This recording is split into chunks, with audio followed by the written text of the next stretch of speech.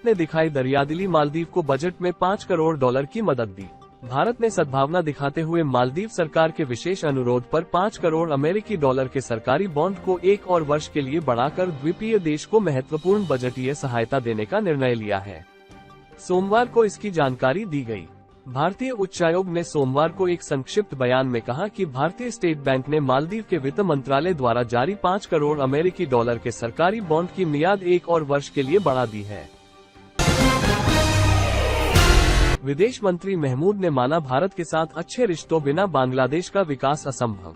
बांग्लादेश के विदेश मंत्री हसन महमूद ने सोमवार को कहा कि भारत के साथ अच्छे संबंधों के बिना बांग्लादेश का विकास संभव नहीं है, क्योंकि दोनों देश कई हजार किलोमीटर लंबी सीमा साझा करते हैं। प्रधानमंत्री शेख हसीना के नेतृत्व वाली सत्तारूढ़ अवामी लीग पार्टी के संयुक्त महासचिव हसन ने ये टिप्पणी सोशल मीडिया पर लोगों से भारतीय उत्पादों का बहिष्कार करने को कहने वाले असफल अभियान के संबंध में एक सवाल का जवाब देते हुए की। पीएम ने पन्ना प्रमुख और बूथ समिति को बताया संगठन की मजबूत इकाई, कार्यकर्ताओं को दिया जीत का मंत्र। प्रधानमंत्री नरेंद्र मोदी ने मंगलवार को तीसरी बार वाराणसी लोकसभा सीट से बीजेपी के टिकट पर नामांकन दाखिल किया है। उनके साथ गृह मंत्री अमित शाह, रक्षा मंत्री राजनाथ सिंह और बीजेपी अध्यक्ष जेपी नड्डा साथ मौजूद रहे। पीएम मोदी अब रुद्राक्ष कन्वेंशन सेंटर पहुंचे हैं। यहां पीएम ने एनडीए नेताओं से मुलाकात की है। नामांकन भरने पर पीएम मोदी को हार्दिक शुभकामनाएं। देश के विकास और गौरव की यात्रा यूं ही जारी रहे। शाह। केंद्रीय गृह मंत्री अमित शाह ने मंगलवार को कहा कि प्रधानमंत्री नरेंद्र मोदी के नेतृत्व में भारत के विकास और गौरव की यात्रा निर्बाध रूप से जारी रहेगी और वाराणसी के लोग उन्हें फिर से जीत के रिकॉर्ड अंतर से आशीर्वाद देंगे। प्रधानमंत्री मोदी ने मंगलवार को वाराणसी से लगातार तीसरी बार नामांकन दाखिल किया। उन्होंने 2014 में पहली बार और 2019 में दूसरी बार वाराणसी से जीत हासिल की थी। तीसरे कार्यकाल में वाराणसी के चौतरफा विकास, जनता के कल्याण में जुटा रहूंगा। पीएम मोदी। प्रधानमंत्री नरेंद्र मोदी ने मंगलवार को वाराणसी लोकसभा सीट से अपना नामांकन पत्र दाखिल करने के बाद कहा कि वह अपने तीसरे कार्यकाल में भी नई ऊर्जा व शक्ति के साथ अपने संसदीय क्षेत्र के चौतरफा विकास और जनता जनार्दन के कल्याण में जुटे रहेंगे।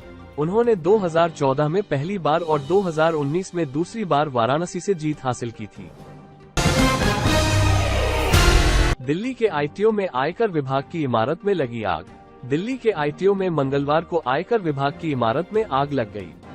घटना से किसी के हताहत होने की सूचना नहीं है। दिल्ली अग्निशमन सेवा के अधिकारियों ने जानकारी दी। आयकर विभाग की जिस इमारत में आग लगी, उसके ठीक सामने पुराना पुलिस मुख्यालय था, जो अभी भी सुरक्षा बलों की कुछ इकाइयों का केंद्र है। संयुक्त राष्ट्र में कार्यरत भारतीय सेना के पूर्व अधिकारी की गाजा में मौत। गाजा के रफह शहर में हमले की चपेट में आने से संयुक्त राष्ट्र के लिए काम करने वाले सेवानिवृत्त भारतीय कर्नल की मौत हो गई।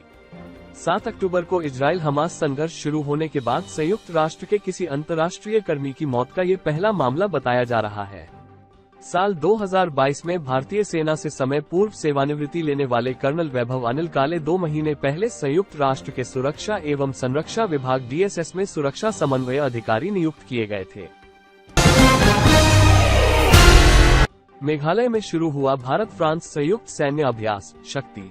भारत और फ्रांस के बीच व्यायाम शक्ति का 7वां एडिशन पारंपरिक परिदृश्य में मल्टी डोमेन ऑपरेशन करने के लिए दोनों पक्षों की संयुक्त सैन्य क्षमता को बढ़ाने के उद्देश्य से सोमवार को मेघालय में शुरू हुआ। इसका मकसद दोनों देशों के बीच रक्षा सहयोग के स्तर को बढ़ाना और उनके द्विपक्षीय संबंधों को बढ़ावा देना है।